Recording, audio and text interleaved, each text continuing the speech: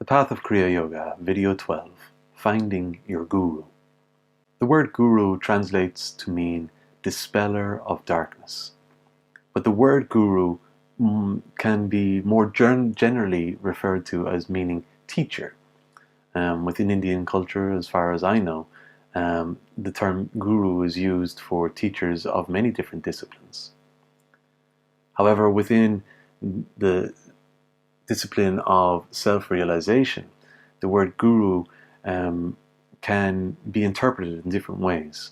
And what I mean by that is that the teacher can be of different spiritual advancement, so that there might be gurus who are able to impart the knowledge, impart the instruction, but maybe still progressing in their own awakening.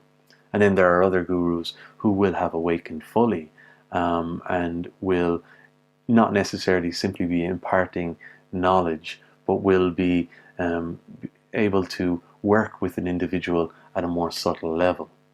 In the Autobiography of a Yogi, Paramahansa Yogananda accounts his relationship with Sri Yukteswar. He talks about the almost 10 years he spent with him in his ashram and their time together. And after having read it, I know from my own experience, I was very, very inspired. I wanted to find someone that I could relate to in the same way that Paramahansa Yogananda related to his guru, his master, Sri Yukteswar.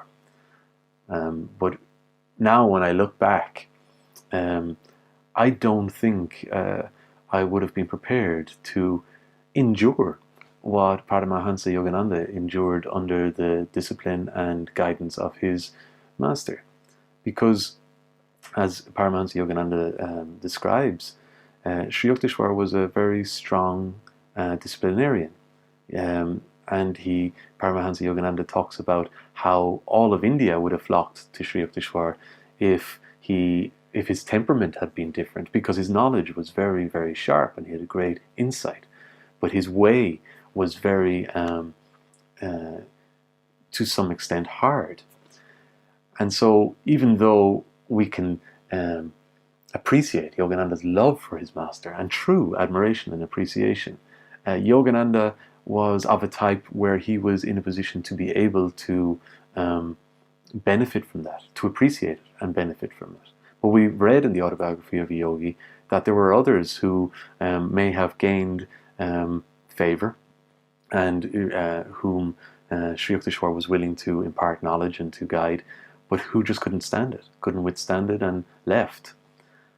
And from my personal point of view, I think I might have been one of those who had left. So when we look at guru types and the type of relationship between the student and the master, there are some masters who will be willing to be more personal with the student. And what I mean by that is that they'd be more willing to become involved with the details of a student's life, such as was the case with Sri Yukteswar with Paramahansa Yogananda, and I'm sure was the case with Paramahansa Yogananda with some of his close disciples. But by doing that, the guru isn't necessarily imposing, well, they're not imposing themselves on the life of the individual. It's not a case of manipulation or coercion of any kind. What I mean is that they're there to offer guidance to the student, so that as the student is waking in their own capacity to discern and discriminate, that they can turn to the teacher and receive direct instruction. Now, usually the way a master will work is by not having such an up-close and intimate relationship with a student.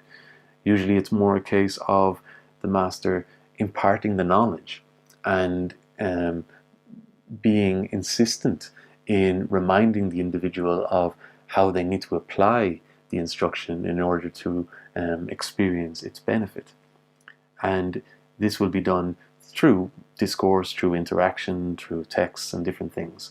But when we think about our own desire to meet our guru or to find a master, it's worth bearing in mind that it's not a case of us finding in an individual that we can connect with on a personal level, because that's not what it's about.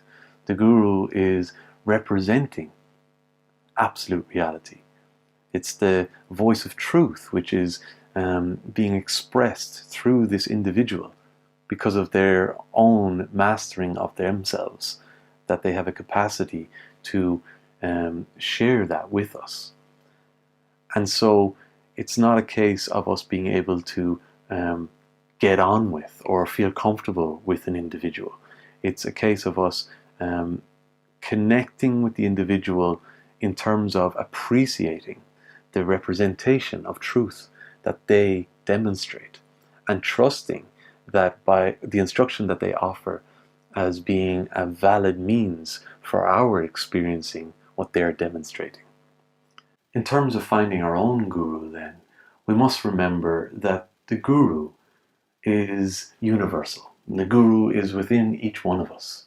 It is the voice of truth, which is innate to our being.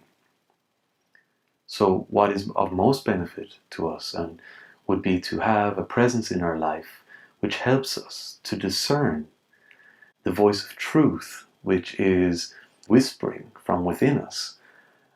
So it's not drowned out by the voice of ego, because sometimes we can have a tendency to mix up the two.